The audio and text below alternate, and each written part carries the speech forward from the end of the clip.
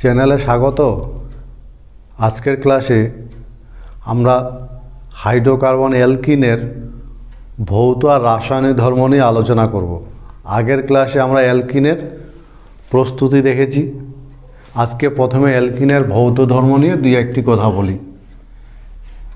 অ্যালকিনগুলোর ভৌত অবস্থার কথা যদি বলা হয়, ভৌত অবস্থা, তাহলে কার্বন সংখ্যার উপর কিন্তু এদের ভৌত অবস্থাটা নির্ভর করে। যেমন কার্বন সংখ্যা 2 থেকে যদি কার্বন সংখ্যা 4 হয়, তাহলে এরা সাধারণত গ্যাসীয় হয়। এই তথ্যটা আমরা মনে রাখব। তাহলে অ্যালকিনের কার্বন সংখ্যা যদি 5 থেকে 15 হয়, তাহলে তারা সাধারণত তরল হয়। আর যদি 15 থেকে বেশি হয়, তখন তারা কঠিন হয়। এই ভৌত অবস্থাটা আমরা লক্ষ্য করি অ্যালকিনের ক্ষেত্রে। ফলে ভৌত অবস্থাটা নির্ভর করে কার্বন সংখ্যার উপর। কার্বন সংখ্যা যদি 4-এর মধ্যে থাকে তাহলে গ্যাসীয় হয়, 5 থেকে 15-এর মধ্যে থাকলে তরল হয়, আর 15-এর বেশি কার্বন সংখ্যা হলে তারা কঠিন হয়। এই অ্যালকিনগুলোর আরও কিছু ভৌত ধর্ম মনে রাখার চেষ্টা করবে। এরা কিন্তু জল অপেক্ষা হালকা, জল অপেক্ষা হালকা। আর কি, এরা জলে অদ্রাব্য। সেই সঙ্গে মনে রাখবে এরা জৈব দ্রাবকে দ্রাব্য।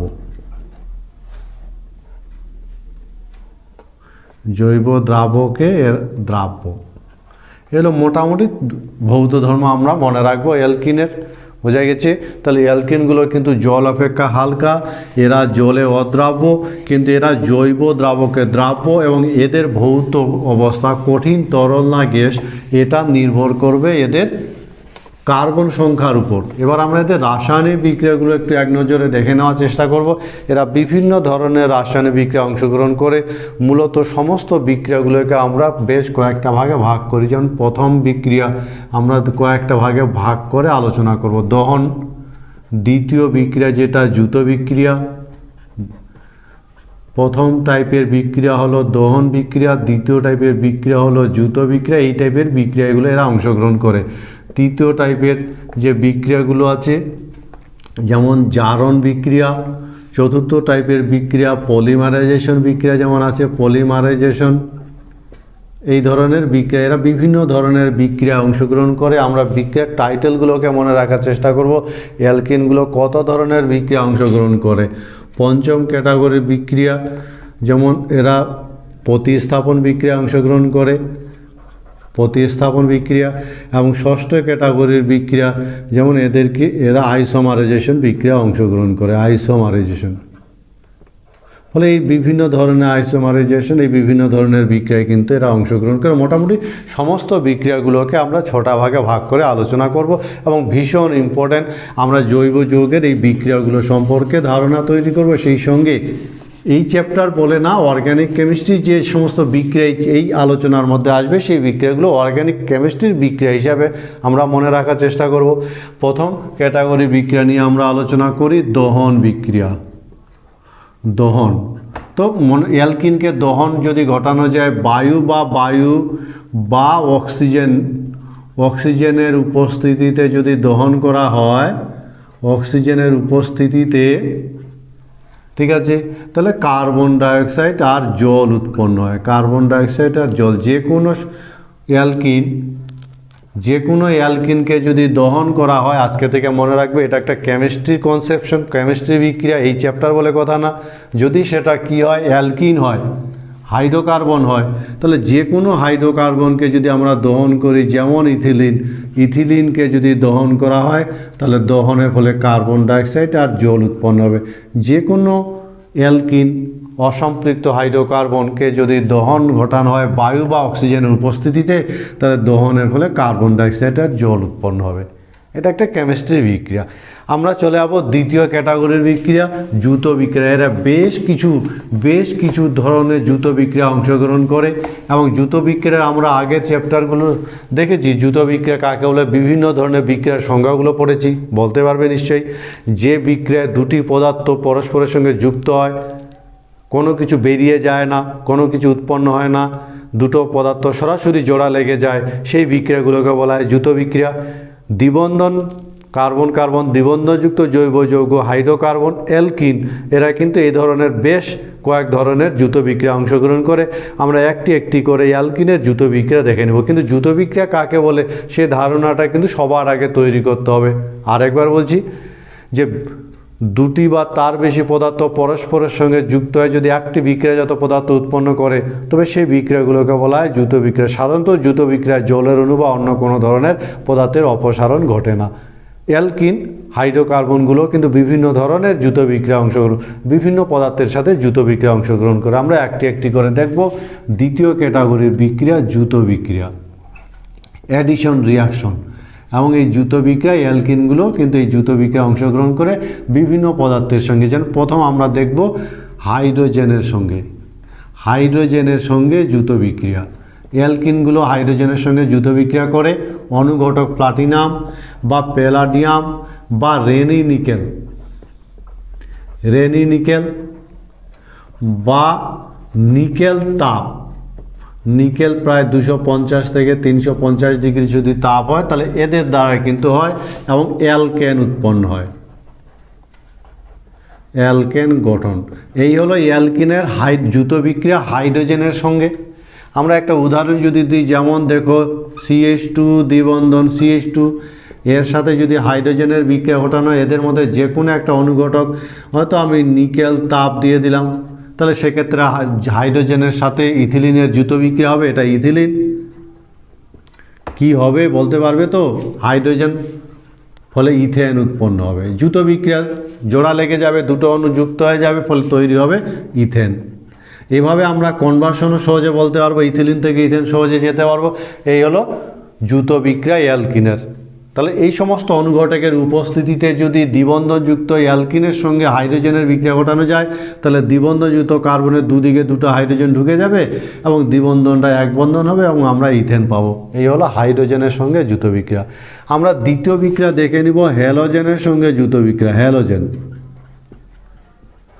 হ্যালোজেনের সঙ্গে, হ্যালোজেনের সঙ্গে যদি যৌথ বিক্রিয়া ঘটি, সাধারণত কার্বন টেট্রাক্লোরাইড দ্রাবকে বিক্রিয়াটা ঘটানো হয়, কার্বন টেট্রাক্লোরাইড দ্রাবকে, এবং ভিসিনাল ডাইহ্যালাইড উৎপন্ন হয়। ভিসিনাল, ভিসিনাল ডাইহ্যালাইড উৎপন্ন হয়, ডাইহ্যালাইড গঠন। যেমন দেখো CH3 CH দ্বিবন্ধন CH2 প্রোপিন, এর সাথে যদি ব্রোমিনের বিক্রিয়া ঘটানো যায় কার্বন টেট্রাক্লোরাইড দ্রাবকে, তাহলে এই দ্বিবন্ধনের দুদিকে দুটো ব্রোমেন ঢুকে যাবে এবং এই ভিসিনাল ডাইহ্যালাইড যৌগ উৎপন্ন হবে। এইদিকে একটা ব্রোমিন ঢুকে গেল, এইদিকে একটা ব্রোমিন ঢুকে গেল, ফলে যৌগটার নাম হবে 1,2-ডাইব্রোমো প্রোপেন, আর এই যৌগটার নাম হলো প্রোপিন। আর এটা হলো হ্যালোজেনের সঙ্গে যৌথ বিক্রিয়া। বোঝা গেছে? অসুবিধা কিচ্ছু নেই, খুব সহজ আছে। এই হলো হ্যালোজেনের সঙ্গে যৌথ বিক্রিয়া, এই হলো হাইড্রোজেনের সঙ্গে যৌথ বিক্রিয়া। আমরা চলে যাব পরের যৌথ বিক্রিয়ায়, হ্যালোজেন অ্যাসিডের সঙ্গে যৌথ বিক্রিয়া। Halogen acid,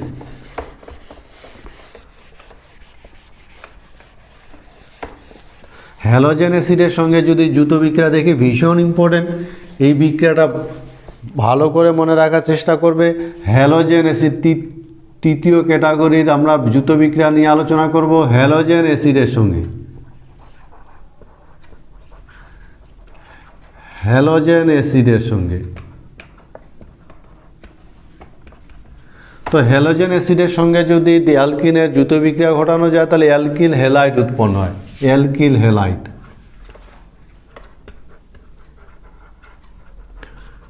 alkyl halide.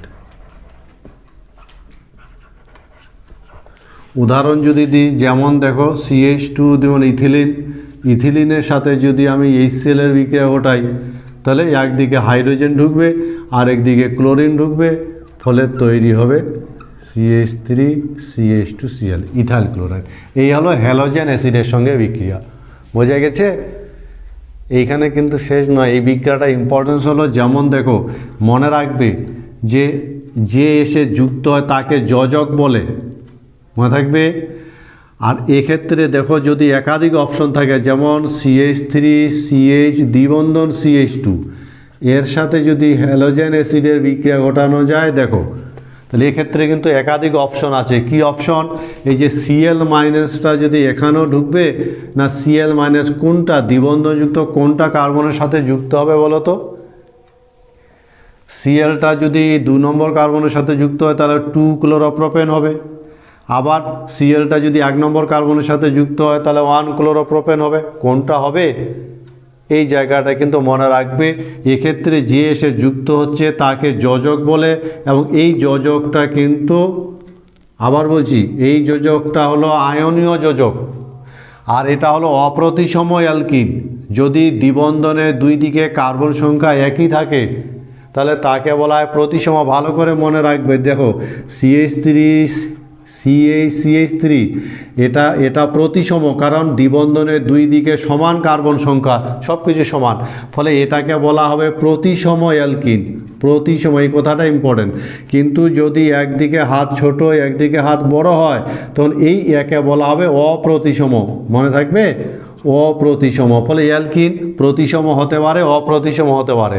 আর যে এসে যুক্ত হবে তাকে যোজক বলে, এবং এই যোজকের যদি নেগেটিভ পজিটিভ, আবার বলছি যোজকের একটা অংশ দেখো, এই অংশটা পজিটিভ আর এই অংশটা নেগেটিভ, তো নেগেটিভ অংশটা দ্বিবন্ধনযুক্ত কার্বনের কোনটার সাথে যুক্ত হবে এ সংক্রান্ত একটা নিয়ম আছে। আর এই নিয়মটাকে বলা হয় মার্কিনিকভ নিয়ম। ভীষণ ইম্পর্টেন্ট অর্গ্যানিক কেমিস্ট্রি পড়ার জন্য, অর্গ্যানিক কেমিস্ট্রি জানার জন্য ভীষণ ইম্পর্টেন্ট। আমরা যদি এটা দেখি তাহলে প্রোডাক্ট কিন্তু দুরকম হওয়ার সম্ভাবনা আছে। একটা প্রোডাক্টের সম্ভাবনা আছে Cl 2 নম্বরে ঢুকবে, আর একটা প্রোডাক্টের সম্ভাবনা আছে Cl 1 নম্বরে ঢুকবে। তো মনে রাখবে এটা কিন্তু বেশি পরিমাণে, অনেক বেশি পরিমাণ হবে, আর এটা নগণ্য হবে। এই কথা বোঝা গেছে? এবং এই যে তাহলে বোঝা যাচ্ছে এই জায়গাটা কিন্তু প্রবেশ করতে চাইবে না, এই জায়গাটাতে প্রবেশ করবে। এই নিয়মটাকে বলা হয় মার্কিনিকভ নিয়ম। ভীষণ ইম্পর্টেন্ট।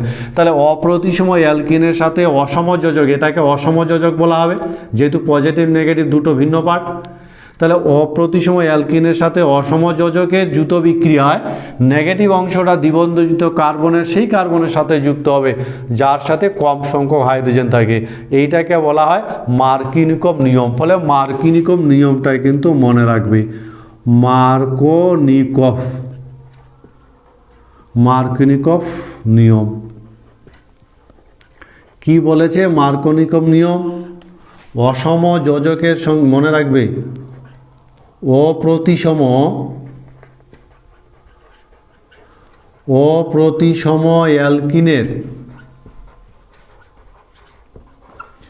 অ্যালকিনের সঙ্গে অসমযোজকের যুত বিক্রিয়ায়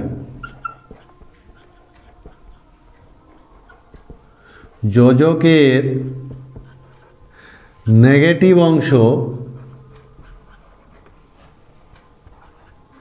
কম হাইড্রোজেনযুক্ত কার্বনের সঙ্গে যুক্ত হবে, কার্বনের সঙ্গে যুক্ত হয়।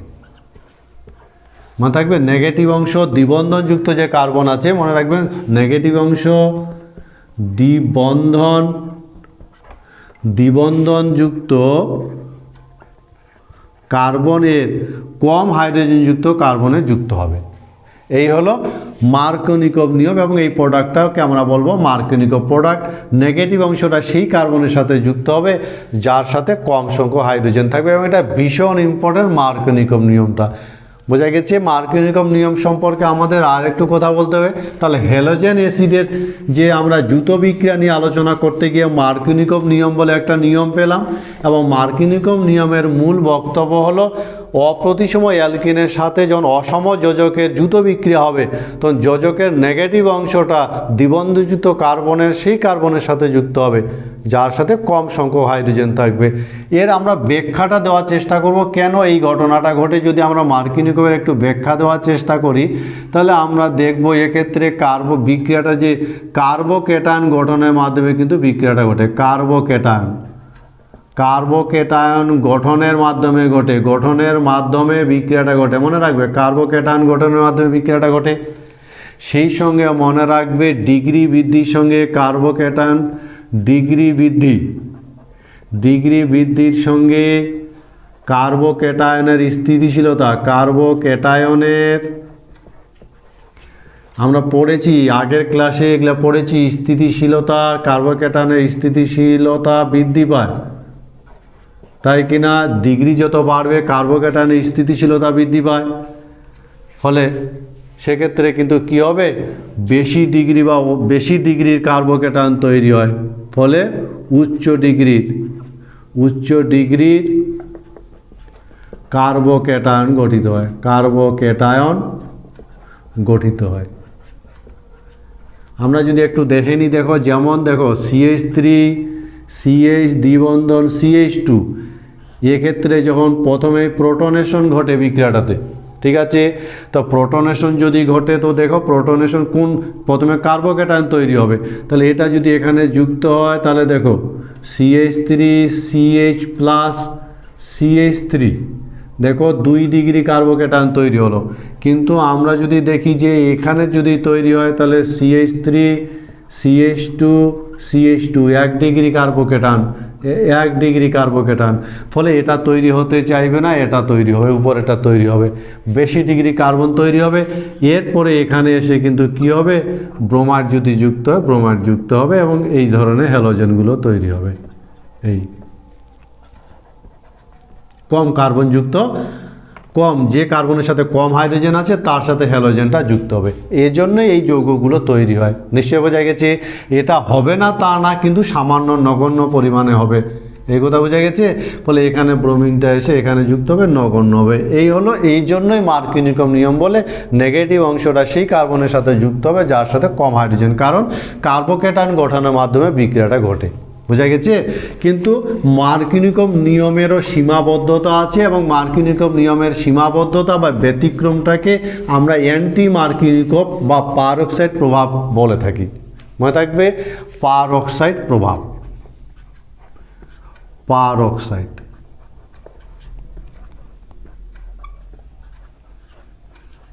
এই পারঅক্সাইড প্রভাবটাকে আমরা অ্যান্টি মার্কিনিকম প্রভাবও বলে থাকি, অ্যান্টি মার্কনিকভ,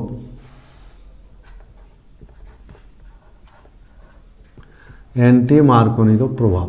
এবং এই প্রভাবটা কিন্তু সব সময় দেখা যায় না, মনে রাখবে এই প্রভাবটা পারঅক্সাইডের উপস্থিতিতে,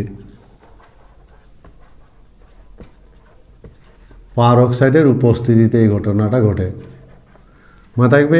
আর কেবলমাত্র HBr এর ক্ষেত্রে, মনে রাখবে এই কথাটা ইম্পর্টেন্ট,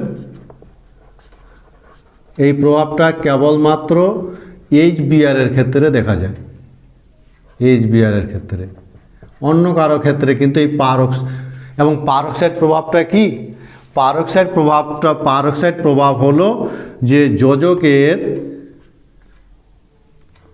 মনে রাখবে পারঅক্সাইড প্রভাব হলো কি, যোজকের নেগেটিভ অংশ দ্বিবন্ধনযুক্ত কার্বনের, দ্বিবন্ধনযুক্ত কার্বন এর সেই কার্বনের সঙ্গে যুক্ত হবে যার সাথে বেশি হাইড্রোজেন থাকবে, বেশি সংখ্যক হাইড্রোজেন যুক্ত থাকে, বোঝা গেছে। এটা হলো পারঅক্সাইড প্রভাব। তাহলে নিশ্চয়ই বোঝা গেছে, অসময় অ্যালকিনের সাথে আবার আমি বলছি অপ্রতিসময় অ্যালকিনের সাথে অসম যোজকের বিক্রিয়ায় যদি পারঅক্সাইডের উপস্থিতিতে ঘটানো যায় HBr এর ক্ষেত্রে, তাহলে যোজকের নেগেটিভ অংশটা সেই কার্বনের সাথে যুক্ত হবে যার সাথে বেশি সংখ্যক হাইড্রোজেন থাকবে। এটা হলো একদম মার্কিনিকভের বিপরীত, অ্যান্টি মার্কিনিকভ। আমরা উদাহরণ যদি দিই, যেমন দেখো CH3 CH দ্বিবন্ধন CH2 এর সাথে যদি HBr এর বিক্রিয়া ঘটানো হয় পারঅক্সাইডের উপস্থিতিতে, তাহলে সেক্ষেত্রে কিন্তু ব্রোমিনটা কি করবে, ব্রোমিনটা এসে যে দ্বিবন্ধনযুক্ত কার্বনের যার সাথে বেশি হাইড্রোজেন আছে সেদিকে ঢুকবে, ফলে প্রোডাক্টটা ঠিক মার্কিনিকভ প্রোডাক্টের একদম বিপরীত হবে। সেই জন্য একে অ্যান্টি মার্কিনিকভ বা পারঅক্সাইড প্রভাব বলা হয়। দেখো মার্কিনিকম নিয়ম অনুযায়ী ব্রোমিনটা এদিকে যুক্ত হওয়া উচিত, কিন্তু ব্রোমিনটা এদিকে, এই জন্য এটা বলা হয় পারক্সাইড প্রভাব বা অ্যান্টি মার্কিনিকম প্রভাব। কিন্তু কেন ঘটে ব্যাখ্যা করব কি করে বলো তো, এই ঘটনাটা কেন এক্ষেত্রে ঘটে, ঠিক আছে? তো সেই জন্য আমরা একটু এর কৌশলটা দেখে নেওয়ার চেষ্টা করব যে কেন এই ধরনের প্রোডাক্ট পাওয়া যায়। তো মনে রাখবে অ্যান্টি মার্কিনিকম প্রোডাক্ট বা পারক্সাইড প্রভাবের যে কৌশলটা সেটা কিন্তু কিভাবে ঘটে, সেক্ষেত্রে মনে রাখবে এইটা কিন্তু ওই মুক্তমূলক কৌশলে ঘটে, মুক্তমূলক কৌশলে ঘটে, বোঝা গেছে? আর মুক্তমূলক কৌশলে ঘটার ফলে উচ্চ ডিগ্রির মুক্তমূলক, উচ্চ ডিগ্রির মুক্তমূলক গঠিত হয়। কেন? কারণ ডিগ্রি যত বেশি মুক্তমূলকের স্থিতিশীলতা তত বেশি। আমরা একটু এবার কৌশলটা দেখে নেওয়ার চেষ্টা করব। প্রথমে পারক্সাইড CO6H5 জৈব পারক্সাইড ভেঙে গিয়ে কি করে মুক্তমূলক তৈরি হয়। যে মুক্তমূলকটা তৈরি হলো, এই মুক্তমূলক এবার কি করবে, HBrকে ভেঙে ব্রোমিন মুক্তমূলক তৈরি করবে। এটা এইদিকে চলে আসবে, এটা এইদিকে চলে আসবে এবং ব্রোমিন মুক্তমূলক তৈরি হলো, এই ব্রোমিন মুক্তমূলক, এটা বিক্রিয়াটা ঘটাবে। এবার চলে আসো এখানে CH3CH দ্বিবন্ধন CH2, এর সাথে যখন ব্রোমিন মুক্তমূলক যুক্ত হবে, বলো তো কৌশলটা আমরা মুক্তমূলক কৌশল পড়েছি তো, নিশ্চয় মনে আছে কি হবে। এক্ষেত্রে কিন্তু দেখো এই ব্রোমিন মুক্তমূলক কিন্তু এখানে যুক্ত হবে, ব্রোমিন মুক্তমূলক যুক্ত হবে এবং এক্ষেত্রে কি হবে, CH3CH2 Br যুক্ত হলো আর 2 ডিগ্রি মুক্তমূলক তৈরি হলো। বোঝা গেছে? এখানে কিন্তু এইখানে মুক্তমূলকটা তৈরি হবে না, মুক্তমূলক এখানে তৈরি হবে, কারণ এর ডিগ্রি বেশি, এটার ডিগ্রি কম, 1 ডিগ্রি মুক্তমূলক কিন্তু তৈরি হবে না। বোঝা গেছে? আবার আমি বলছি, এটা কিন্তু 1 ডিগ্রি মুক্তমূলক CH3CH ব্রোমিন এখানে যুক্ত হবে আর 1 ডিগ্রি মুক্তমূলক তৈরি হবে, এটা কিন্তু হবে না, উপরেরটা হবে। ঠিক আছে? বোঝা গেছে নিশ্চয়ই? এবার উপরেরটা যদি হয়, এবার এক্ষেত্রে কী হবে, প্রোটনেশন হবে, এক্ষেত্রে মুক্তমূলক তৈরি হলো, ফলে এক্ষেত্রে HBr এর ক্ষেত্রে এটা কি হবে, বেরিয়ে চলে যাবে, এটা এটার সাথে যুক্ত হবে, ফলে তৈরি হবে CH3CH2CH2Br। এই কারণে কি হয়, অ্যান্টি মার্কিনিকম বা পারক্সাইড প্রভাবে সেক্ষেত্রে কিন্তু মার্কিনিকমের ঠিক বিপরীত হয়। বোঝা গেছে? এই হলো অ্যান্টি মার্কিনিকমের কৌশল, নিশ্চয় বোঝা গেছে। তাহলে মার্কিনিকম কার্বোক্যাটায়ন গঠনের মাধ্যমে ঘটে, কিন্তু অ্যান্টি মার্কিনিকম পারক্সাইডের উপস্থিতিতে মুক্তমূলক কৌশলের মাধ্যমে ঘটে বলে অ্যান্টি মার্কিনিকমের ঠিক বিপরীত ঘটনা ঘটে। সেই সঙ্গে মনে রাখবে একমাত্র অ্যান্টি HBr পারক্সাইড প্রভাব দেখায়, অন্যরা দেখায় না। কেন? পারক্সাইড প্রভাব দেখায় বা অ্যান্টি মার্কিনিকম পারক্সাইড প্রভাব দেখায়। কারণ কি বলতো, অন্যরা কেন দেখায় না? কারণ মনে রাখবে পারক্সাইড প্রভাব ক্ষেত্রে প্রত্যেকটা বেশ কয়েকটা ধাপে বিক্রিয়াটা সংগঠিত হয়। কোনো ধাপে যদি তাপ শোষিত হয় তাহলে কিন্তু বিক্রিয়াটা সংগঠিত হবে না। বোঝা গেছে? ফলে মনে রাখবে HCl বা HF বা HBr এরা কিন্তু এই প্রভাব দেখায় না, এই প্রভাব দেখায় না। কেন দেখায় না? মনে রাখবে কোনো না কোনো ধাপে কি হয়, তাপ শোষিত হয়। মনে থাকবে, তাপ শোষিত হয়। আর যে বেশ কয়েকটা ধাপে, একাধিক ধাপে সংগঠিত হয়, কোনো ধাপে যদি তাপ শোষিত হয় তাহলে কিন্তু বিক্রিয়াটা আর ঘটবে না। একমাত্র HBr এর ক্ষেত্রে কোনো ধাপে তাপ শোষিত হয় না। কিন্তু আমরা যদি HCl HBr HI ব্যবহার করি তাহলে কোনো না কোনো ধাপে কিন্তু তাপ শোষিত হবে, তখন বিক্রিয়াটা কিন্তু ঘটবে না।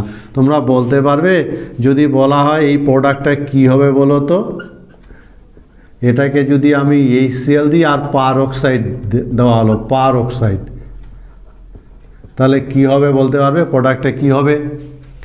আমরা এবার পরের বিক্রিয়া চলে যাব 3 নম্বরের পর 4 নম্বর যৌথ বিক্রিয়া আমরা চলে যাব চতুর্থ ধরনের যৌথ বিক্রিয়া সালফুরিক অ্যাসিডের সঙ্গে। তো মার্কিনিকভ নিয়মে ঘটা, মার্কিনিকভ নিয়মের বিপরীতে ঘটা, এই কথাগুলো বারবার আসবে এবং ভীষণ ইম্পর্টেন্ট অর্গ্যানিক কেমিস্ট্রির ধারণা তৈরি করার জন্য। তো মার্কিনিকভ ঘটনাটা নিশ্চয়ই বোঝা গেছে ভালো করে, কিন্তু জায়গাটা ক্লিয়ার করে নেবে। আমরা এবার চতুর্থ ক্যাটাগরির যৌথ বিক্রিয়া দেখব সালফুরিক অ্যাসিডের সঙ্গে। সালফুরিক অ্যাসিডের সঙ্গে, তো সালফুরিক অ্যাসিডের সঙ্গে যদি যৌথ বিক্রিয়া আমরা লক্ষ্য করি তাহলে আমরা দেখব সেক্ষেত্রে ঠান্ডা আর লঘু সালফুরিক অ্যাসিড, ঠান্ডা এবং গাঢ় সালফুরিক অ্যাসিড, সালফুরিক অ্যাসিড। আর সেই সঙ্গে মনে রাখবে অ্যালকিল হাইড্রোজেন সালফেট উৎপন্ন হবে, অ্যালকিল হাইড্রোজেন সালফেট মনে থাকবে, অ্যালকিল হাইড্রোজেন সালফেট উৎপন্ন হবে এবং এটা মার্কিনিকভ নিয়মে ঘটবে, মার্কনিকভ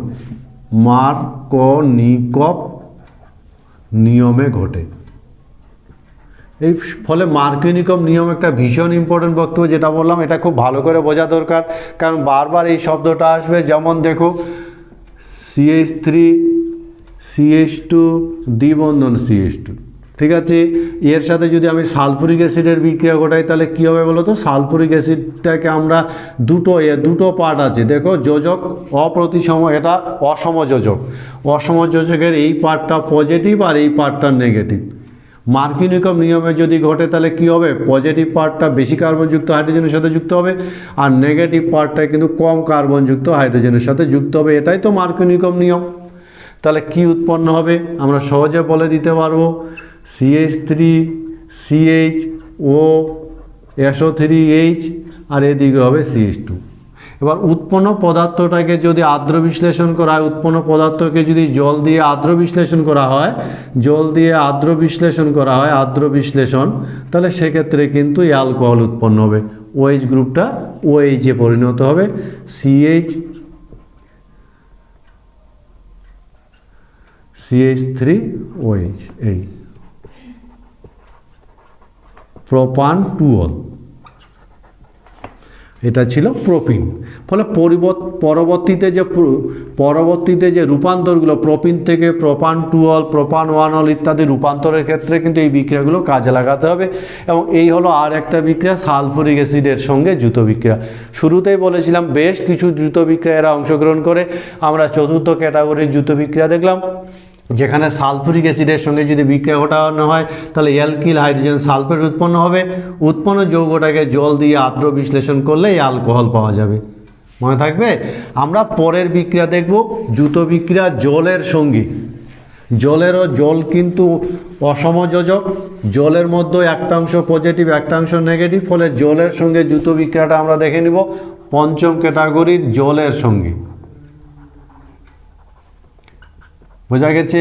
জলের সঙ্গে এটা এসিড অনুঘটকের উপস্থিতিতে বিক্রিয়াটা ঘটানো হয়, এসিড অনুঘটক মনে থাকবে তো, এসিড অনুঘটকের উপস্থিতিতে বিক্রিয়াটা ঘটানো হয়, এক্ষেত্রে অ্যালকোহল উৎপন্ন হয়, অ্যালকোহল। আর এই যে সংযোজনটা ঘটে সেটা মার্কনিকভ নিয়মে ঘটে, মার্কনিকভ নিয়মে, মনে থাকবে।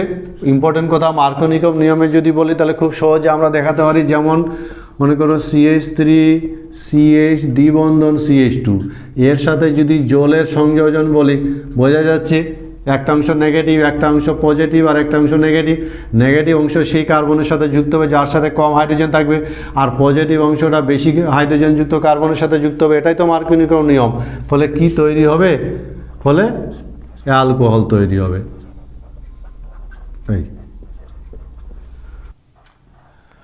ষষ্ঠ টাইপের যৌথ বিক্রিয়া হাইড্রোবোরেশন, খুব ইম্পর্টেন্ট একটা বিক্রিয়া। হাইড্রোবোরেশন নাম শুনেছ? হাইড্রোবোরেশন এটা ভালো একটা যৌথ বিক্রিয়া, অ্যান্টি মার্কিনিকভ প্রোডাক্ট, মার্কিনিকভের ঠিক বিপরীতে ঘটে। স্টেটমেন্ট আকারে মনে রাখবে এই বিক্রিয়াটা ডাইবোরেনের সঙ্গে ঘটানো হয়, ডাইবোরনের সঙ্গে বিক্রিয়াটা ঘটে। ডাইবোরনের সংকেত B2H6 সেই সঙ্গে দ্রাবক মনে রাখবে টেট্রাহাইড্রোফিউরান হলো দ্রাবক, THF। টেট্রাহাইড্রোফিউরান দ্রাবকে বিক্রিয়াটা ঘটানো হয়, মনে থাকবে। প্রথম যেটা তৈরি হয় সেটা হলো ট্রাইঅ্যালকিল বোরেন। ট্রাইঅ্যালকিল বোরেন বলে একটা যৌগ তৈরি হয়, এবং উৎপন্ন যৌগটাকে যদি ক্ষারীয় হাইড্রোজেন পারঅক্সাইড দিয়ে আর্দ্র বিশ্লেষণ করা হয়, ক্ষারীয় হাইড্রোজেন পারঅক্সাইড দ্বারা আর্দ্র বিশ্লেষণে ক্ষারীয় হাইড্রোজেন পারঅক্সাইড দ্বারা আর্দ্র বিশ্লেষণে কি উৎপন্ন হবে? এক্ষেত্রে কিন্তু অ্যালকোহল উৎপন্ন হয়। অ্যালকোহল উৎপন্ন হয়।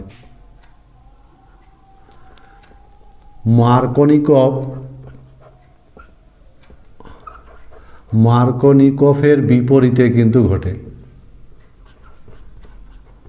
অর্থাৎ অ্যান্টি মার্কনিকফ প্রোডাক্ট পাওয়া যায়। এই হলো ছোট্ট স্টেটমেন্ট ডাইবোরেন বিক্রিয়া, খুব ইম্পর্টেন্ট একটা অর্গানিক কেমিস্ট্রি বিক্রিয়া। দেখতে পাচ্ছ মার্কনিকফের বিপরীতে অ্যান্টি মার্কনিকফ প্রোডাক্ট পাওয়া যায়, এবং টেট্রাহাইড্রোফিউরান দ্রাবকে ডাইবোরেনের সঙ্গে বিক্রিয়া ঘটানো হয়। আমি একটা উদাহরণ দিচ্ছি, দেখো। যেমন প্রোপিন নিলাম, ঠিক আছে। এই প্রোপিনের সাথে প্রথমে ডাইবোরেনের বিক্রিয়া ঘটানো হয়, B2H6 ট্রাইঅ্যালকিল বোরেন উৎপন্ন হয়। এই ট্রাইঅ্যালকিল বোরেন উৎপন্ন হলো। এবার উৎপন্ন যৌগটাকে যদি আমরা ক্ষারীয় হাইড্রোজেন পারঅক্সাইড দিয়ে আর্দ্র বিশ্লেষণ করি, এই ক্ষারীয় হাইড্রোজেন পারঅক্সাইড দিয়ে যদি আর্দ্র বিশ্লেষণ করা হয়, তাহলে সেক্ষেত্রে কিন্তু অ্যালকোহল পাওয়া যাবে।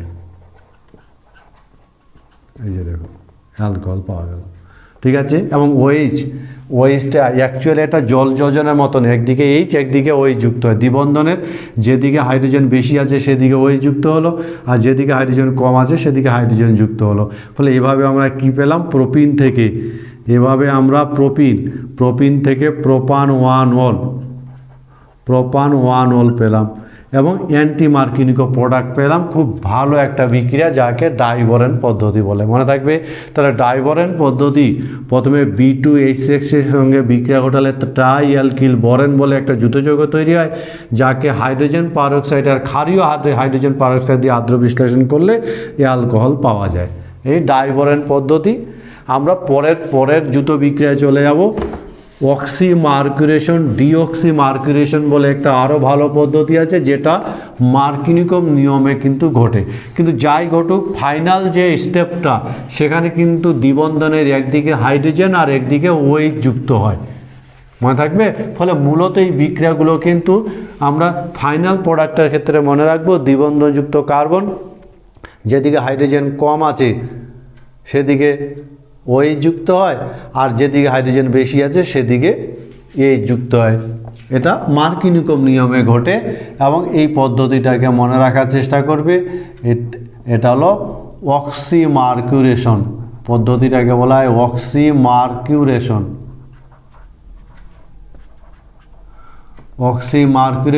ডিঅক্সিমার্কুরেশন।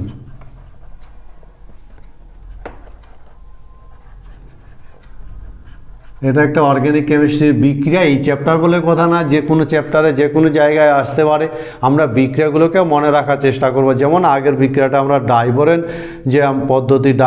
পদ্ধতিটা পড়লাম, সেই বিক্রিয়াটা কিন্তু হাইড্রোবোরেশন যে পদ্ধতিটা পেলাম, সেটা কিন্তু একটা কেমিস্ট্রি বিক্রিয়া। অন্য বহু চ্যাপ্টারে কিন্তু সেই বিক্রিয়াগুলো আসবে। ওরকম একটা বিক্রিয়া হলো অক্সিমার্কুরেশন, ডিঅক্সিমার্কুরেশন বিক্রিয়া। এবং এই বিক্রিয়াটার কি ঘটানো হয়? জলীয় অ্যালকিনের বিক্রিয়া। অ্যালকিনগুলো দ্বিবন্ধনযুক্ত কার্বন দ্বিবন্ধনযুক্ত যৌগ হাইড্রোকার্বনগুলো বিক্রিয়া অংশগ্রহণ করে জলীয় মার্কিউরিক অ্যাসিটেটের সঙ্গে।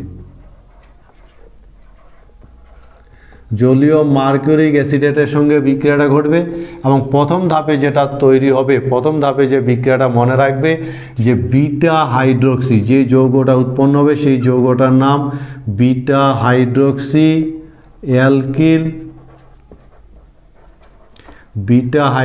অ্যালকিল মার্কিউরেট। এই যৌগটা তৈরি হবে বিটা হাইড্রক্সি অ্যালকিল মার্কিউরেট, এবং একে বলা হবে মার্কিউরেশন, একে বলা হবে মার্কিউরেশন, মার্কিউরেশন বলে। এবার উৎপন্ন যৌগটাকে যদি আমরা, যেই যৌগটা তৈরি হলো সেই যৌগটাকে যদি আমরা সোডিয়াম, ক্ষারীয় সোডিয়াম বোরোহাইড্রাইড, ক্ষারীয় সোডিয়াম বোরোহাইড্রাইড দ্বারা যদি আর্দ্র বিশ্লেষণ করা যায়, উৎপন্ন যৌগটাকে ক্ষারীয় বোরোহাইড্রাইড দ্বারা আর্দ্র বিশ্লেষণে, সেক্ষেত্রে কিন্তু অ্যালকোহল উৎপন্ন হয়, অ্যালকোহল গঠন। এবং এক্ষেত্রে মনে রাখবে মার্কনিকভ নিয়মে ঘটে, মার্কনিকভ নিয়মে ঘটে। এই হলো অক্সিমার্কিউরেশন, ডিঅক্সিমার্কিউরেশনের বিভিন্ন তথ্য। জলীয় মার্কিউরিক অ্যাসিডের উপস্থিতিতে বিক্রিয়াটা ঘটে। প্রথম ধাপে বিটা হাইড্রক্সি অ্যালকিল মার্কিউরেট উৎপন্ন হয়, একে মার্কিউরেশন বলা হয়।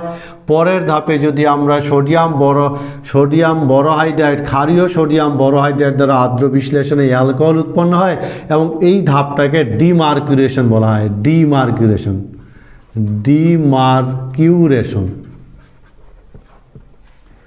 আর মার্কিনিকভ নিয়মে কিন্তু প্রোডাক্টটা ঘটে। আমরা যদি একটা উদাহরণ দেখি, দেখো CH3 CH দ্বিবন্ধন CH CH3, ঠিক আছে। এক্ষেত্রে দেখতে পাচ্ছ আমরা যদি যৌগটাকে চেঞ্জ করে দিলাম CH3 দ্বিবন্ধন CH2, এর সাথে মার্কিউরিক অ্যাসিটেট ও CO CH3, মার্কিউরিক অ্যাসিটেটের জলীয় দ্রবণের বিক্রিয়া ঘটানো হলো, ঠিক আছে। কি তৈরি হবে তাহলে? Beta hydroxy CH3 CH OH CH2 HgO CO CH3, beta hydroxy mercuric অ্যাসিডেট তৈরি হলো। উৎপন্ন যৌগটাকে এবার আমরা কি করব? সোডিয়াম বোরোহাইড্রাইড, সোডিয়াম, ক্ষারীয় সোডিয়াম বোরোহাইড্রাইড দিয়ে আর্দ্র বিশ্লেষণ করব। তাহলে এই গ্রুপটা মনে রাখবে, এই গ্রুপটা হাইড্রোজেন দ্বারা প্রতিস্থাপিত হবে, এই গ্রুপটা চলে যাবে আর হাইড্রোজেন ঢুকে যাবে, ফলে দুটো হাইড্রোজেনের জায়গায় তিনটা হাইড্রোজেন হবে। ফলে যে প্রোডাক্টটা আমরা পাবো সেই প্রোডাক্টটা হলো এটা, এই বোঝা গেছে? প্রোপান টুঅল, প্রোপান টুঅল।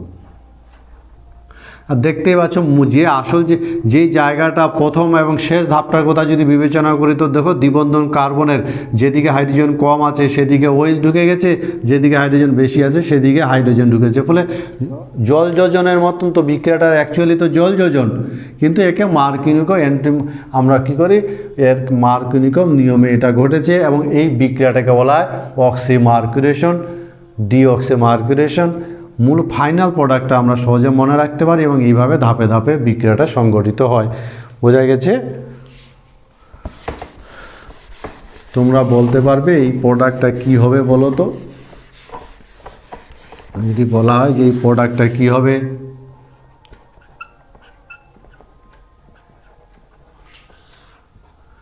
একে যদি 1 নাম্বার B2H6 দেওয়া হয়, 2 নাম্বার যদি H2O2 NaOH দেওয়া হয়, তাহলে বলো তো কী হবে, প্রোডাক্টটা কী হবে?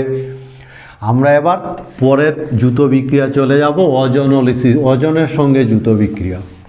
এবং অজনের সঙ্গে যুত বিক্রিয়া, অজনোলিসিস বলে অর্গ্যানিক কেমিস্ট্রিতে ভীষণ ইম্পর্টেন্ট একটা আলোচনা আছে। আমরা আজকে সেই আলোচনাটা করব। মনে রাখবে অর্গ্যানিক কেমিস্ট্রিতে অজনোলিসিস ভীষণ ইম্পর্টেন্ট একটা আলোচনা। অজনোলিসিস, অজনের সঙ্গে যুত বিক্রিয়া।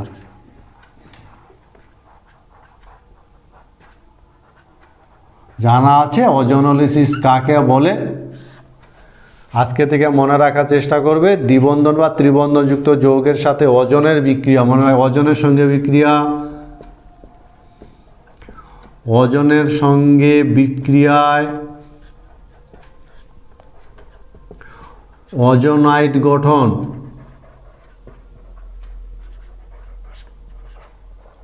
ও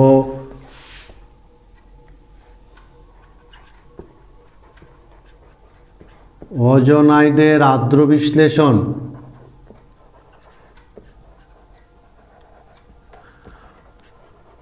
দ্বারা অজোনাইটের আর্দ্র বিশ্লেষণ দ্বারা উৎপন্ন অ্যালডিহাইড ও কিটোন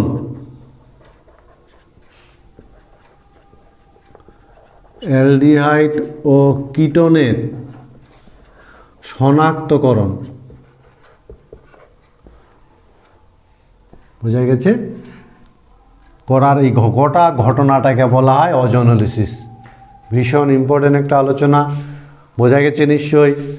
ওজনের সাথে বিক্রিয়ায় ওজোনাইট যৌগ গঠন আর ওজোনাইটের আর্দ্র বিশ্লেষণের ফলে উৎপন্ন অ্যালডিহাইড বা কিটোনের শনাক্তকরণের সমগ্র বিক্রিয়াটাকে বলা হয় ওজোনোলিসিস। গোটা আলোচনাটাকে বলা হয় ওজোনোলিসিস। শুধু ওজোনাইট গঠন নয়, এবং ওজোনাইটের আর্দ্র বিশ্লেষণে যে অ্যালডিহাইড আর কিটোন পাওয়া যায়, এই সমগ্র আলোচনাটাকেই বলা হয় ওজোনোলিসিস। বোঝা গেছে? এই কার্বন কার্বন দ্বিবন্ধযুক্ত অ্যালকিনগুলো এই ওজোনোলিসিস বিক্রিয়া অংশগ্রহণ করে। ফলে দ্বিবন্ধযুক্ত হাইড্রোকার্বনগুলি ওজোনোলিসিস বিক্রিয়ায় করে কি উৎপন্ন করে এবং কিভাবে আমরা অ্যালডিহাইড কিটোনকে শনাক্ত করতে পারি, সেই বিষয়টা নিয়ে আমরা কিছুক্ষণ গল্প করব। বোঝা গেছে নিশ্চয়ই? তাহলে আমরা দেখি কিভাবে আমরা একটা উদাহরণ নেওয়ার চেষ্টা করি। যেমন দেখো ইথিলিন, কিভাবে মনে রাখবে ইথিলিন, এই ইথিলিনের সাথে যদি আমি ওজনের বিক্রিয়া ঘটাই তাহলে প্রথমে ওজোনাইট তৈরি হবে। লিখতে শিখতে হবে, কিভাবে লিখছি সেখানে লেখাটাকে কিন্তু ফলো করতে হবে। তো ওজোনাইট কিভাবে লেখা হয়, 3টে অক্সিজেনের মধ্যে একটা অক্সিজেন দুটো কার্বনের দ্বিবন্ধনযুক্ত কার্বনের মাঝে ঢুকে যাবে দেখো, আর বাকি দুটো অক্সিজেন দ্বিবন্ধযুক্ত কার্বনের দুটোর সাথে যুক্ত হবে, এটাকে বলা হয় ওজোনাইট। 3টা কার্বন এইভাবে যুক্ত হয়ে গেল। এবার উৎপন্ন যৌগকে যদি আমরা আর্দ্র বিশ্লেষণ করি, আর্দ্র বিশ্লেষণ মনে রাখবে জিঙ্ক আর জল দিয়ে আর্দ্র বিশ্লেষণ করা হয়। আর্দ্র বিশ্লেষণ করলে এটা এই বরাবর কেটে যাবে, দুদিকে দুটো যৌগ তৈরি হবে। মনে থাকবে দুদিকে দুটো বারবার মনে রাখার চেষ্টা করবে, মাঝ বরাবর কেটে যাবে এবং দুই দিকে দুটো যৌগ তৈরি হবে।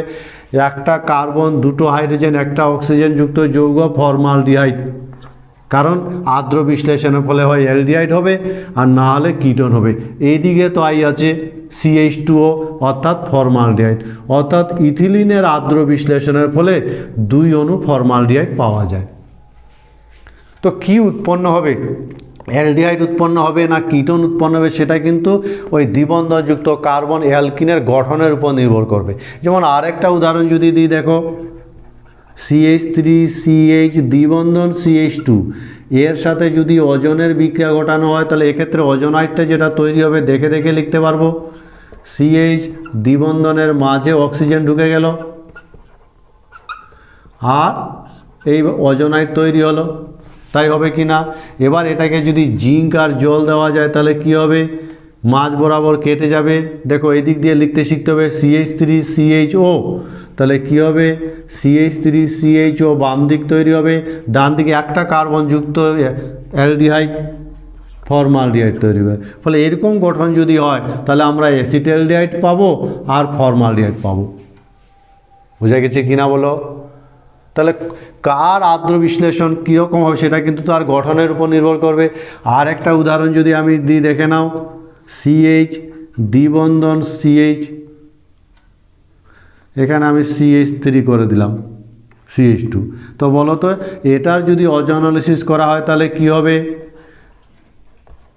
CH3 CH2, একে যদি জিঙ্ক আর জল দিয়ে আর্দ্র বিশ্লেষণ করা এই বরাবর কেটে যাবে।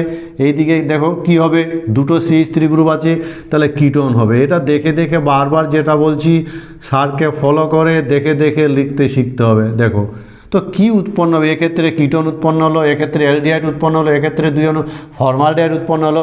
ফলে কি উৎপন্ন হবে সেটা কিন্তু দ্বিবন্ধন যে যুক্ত অ্যালকিন আছে তার গঠনের উপর নির্ভর করবে। তোমরা তাহলে বলতে পারবে, বলো তো তাহলে এটা থেকে কি উৎপন্ন হবে, CH3C CH3 দ্বিবন্ধন C CH3 একে যদি ওজোনোলিসিস করা হয় 1 নম্বর, 2 নম্বর জিঙ্ক জল দেওয়া হয় তাহলে A+B যে দুটো যৌগ উৎপন্ন হবে, যৌগ দুটো কী হবে বলো তো? বোঝা গেছে? আমরা যদি বলি যে এর ওজোনোলিসিসে কী উৎপন্ন হবে, বলো কী উৎপন্ন হবে? এবার এখান থেকে আমরা অজনোলিসিসে আরেকটা কথা নিয়ে বলি, কেন জিঙ্ক ব্যবহার করা হয় এটা একটু মনে রাখবে। অনেক সময় বলে যে অজনোলিসিস বিক্রিয়ায় জিঙ্কের ভূমিকাটা কি, কেন জিঙ্ক ব্যবহার করা হয় বলতে পারবে?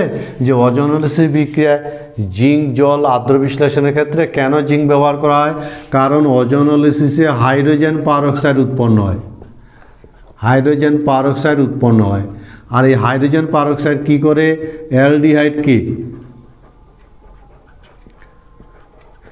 অ্যালডিহাইডকে অ্যাসিডে জারিত করে, অ্যাসিডে জারিত করে কে? H2O2।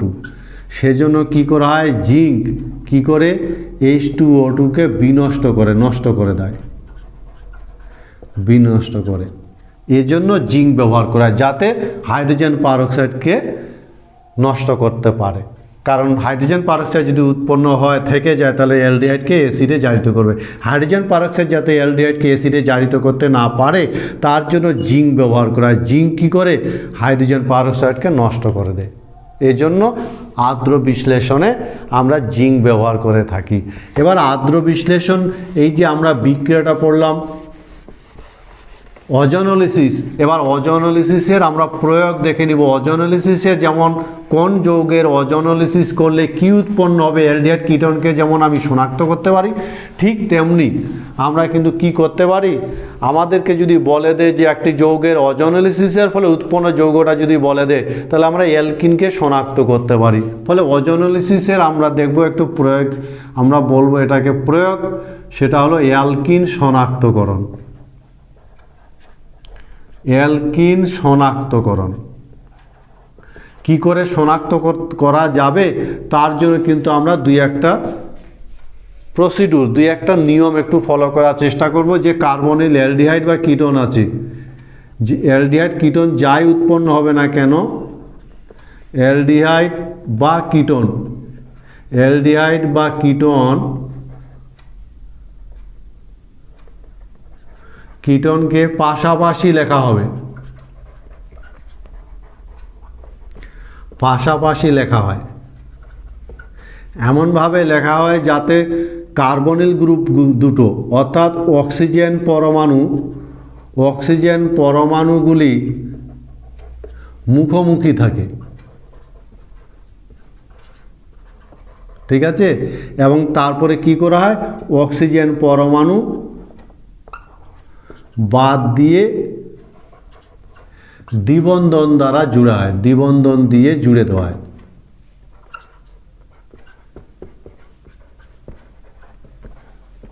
তো নিয়ম তো আর এইভাবে হয় না, মনে রাখার জন্য নিয়ম বানানো, বোঝা গেছে কথাটা? বইতে তো আর এরকম নিয়মের কথা বলা থাকবে না, কিন্তু আমরা নিয়মটাকে আমরা এরকম ছোট্ট কথা দিয়ে সেটাকে মনে রাখার চেষ্টা করি, এটাই আমাদের কাছে নিয়ম। মনে থাকবে আমার কথাটা? ফলে এইভাবে পাশাপাশি যদি যে অ্যালডিহাইড বা কিটোন যারা উৎপন্ন হবে তাদেরকে আমরা পাশাপাশি লেখার চেষ্টা করব, এমনভাবে পাশাপাশি লেখার চেষ্টা করব যাতে অক্সিজেন পরমাণুগুলো মুখোমুখি আসে।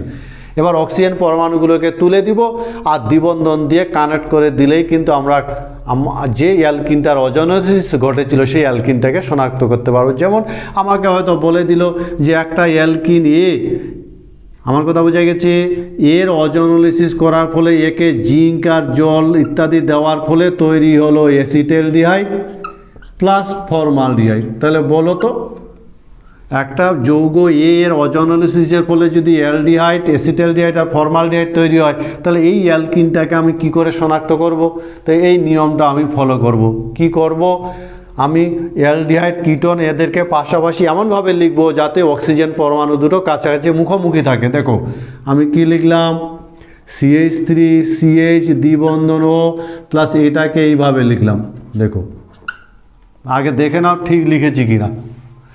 এটাকে আমি এভাবে লিখলাম আর এটাকে এভাবে লিখলাম, ঠিক লিখেছি কিনা বলো? এবার কি করব, এখান থেকে অক্সিজেন দুটোকে তুলে দিব, বলেছি অক্সিজেনগুলোকে মুখোমুখি লিখে অক্সিজেন বাদ দিয়ে দিব আর দ্বিবন্ধন দিয়ে জুড়ে দিব, দ্বিবন্ধন দিয়ে জুড়ে দিব। তাহলে যৌগটা কি হবে, CH3 CH দ্বিবন্ধন CH2। দেখো প্রোপিন, এই প্রোপিনে যদি অজনোলিসিস করা হয় তাহলে অ্যালডিহাইড আর ফরমালডিহাইড পাওয়া যাবে। খুব সহজে আমরা শনাক্ত করতে পারি। বোঝা গেছে তো? আমি আর একটা উদাহরণ দিচ্ছি। কিভাবে আমরা শনাক্ত করতে পারি দেখে নাও আরেকটা উদাহরণ। তাহলে মনে থাকবে যে অ্যালডিহাইড বা কিটোন তৈরি হবে সেটাকে পাশাপাশি আমি এমনভাবে লিখব যাতে অক্সিজেনগুলোকে তুলে দিতে পারি আর দ্বিবন্ধন দিয়ে জুড়ে দিতে পারি। এই তো ছোট কথাটা। যেমন হয়তো বলে দিল একটি যৌগ এর অজনোলিসিসের ফলে, একে অজনোলিসিস করার ফলে হয়তো তৈরি হলো অ্যাসিটন আর তৈরি হলো অ্যাসিটালডিহাইড। তাহলে বলো তো অ্যালকিনটাকে কি করে শনাক্ত করব? তো একই রকম পাশাপাশি লিখব। বুঝে গেছে আমার কথাটা? পাশাপাশি যদি লিখি, দেখো CH3C দ্বিবন্ধন ও CH3, এটাকে আমি এভাবে লিখলাম। এটাকে নিশ্চয়ই লেখা যাবে দ্বিবন্ধন CH3। দেখো এটাকে লিখতে শিখতে হবে, আর সেই জন্য কীভাবে লিখছি সেটা স্যারকে ফলো করতে হবে। বোঝা গেছে? এখান থেকে আবার কি করব, অক্সিজেনকে তুলে দিব। তাহলে কি হবে, দ্বিবন্ধন দিয়ে জুড়ে দিব, CH3C CH3 দ্বিবন্ধন CH3। আমি সহজে বলে দিতে পারবো, অর্থাৎ অ্যালকিনটাকে শনাক্ত করতে পারবো। বোঝা গেছে কি না? পারবে তোমরা? বলো দেখি। তাহলে কোনো একটা যৌগ একে অজনোলিসিস করার ফলে, অজনোলিসিস জিঙ্ক আর জল দেওয়ার ফলে আমরা এই যৌগটা পেলাম CH3CHO, আমরা পেলাম CH3 প্লাস পেলাম ফর্মালডিহাইড। বলো তো একে শনাক্ত করো তো এটা কি হবে, যেটাকে শনাক্ত করলে এই জিনিসটা পাওয়া যায়। এই হলো অজনোলিসিসের একটা সামগ্রিক ধারণা। নিশ্চয়ই বোঝা গেল। বেশ বড় একটা আলোচনা যতটাই হোক এর অ্যাপ্লিকেশনটা বড়। বেশ কিছু প্রবলেম বইতে আছে, সেই প্রবলেমগুলো সলভ করতে শিখতে হবে এবং অজানা অ্যালকিনটাকে শনাক্ত করতে শিখতে হবে। সেই সঙ্গে কোনো অ্যালকিনের অজনোলিসিস করলে কি উৎপন্ন হবে সেটাও জানতে হবে। এই হলো অ্যালকিন দ্বিবন্ধনযুক্ত যৌগের ভৌত ধর্ম। যৌথ বিক্রিয়াগুলো নিয়ে আজকে আমরা আলোচনা করলাম এই ক্লাসে। ফলে আজকে দু ধরনের বিক্রিয়া নিয়ে কথা বলা হলো। প্রথম হলো দহন আর দ্বিতীয় হলো যৌথ বিক্রিয়া। এদের মূলত কিন্তু অ্যাডিশন রিয়াকশন তথা যৌথ বিক্রিয়াগুলো ভীষণ ইম্পর্টেন্ট। আমি 8 ধরনের যৌথ বিক্রিয়া নিয়ে আলোচনা করলাম। বাকি যে বিক্রিয়াগুলো পরের ক্লাসে আলোচনা হবে। এবং এতক্ষণ আমার সাথে থাকার জন্য তো অবশ্যই ধন্যবাদ। পরের ক্লাসে বাকি বিক্রিয়াগুলো আসবে, সেটাকে অবশ্যই ভিডিওটাকে দেখে নিতে হবে। এবং আজকের ভিডিওটা খুব ভালো করে দেখে অর্গানিক কেমিস্ট্রির বিক্রিয়া মনে করে কিন্তু এই বিক্রিয়াগুলোকে শিখতে হবে, মনে রাখতে হবে, ভবিষ্যতের জন্য মনে থাকবে। এই প্রত্যাশা রেখে আজকের ক্লাসটা এখানে শেষ করছি।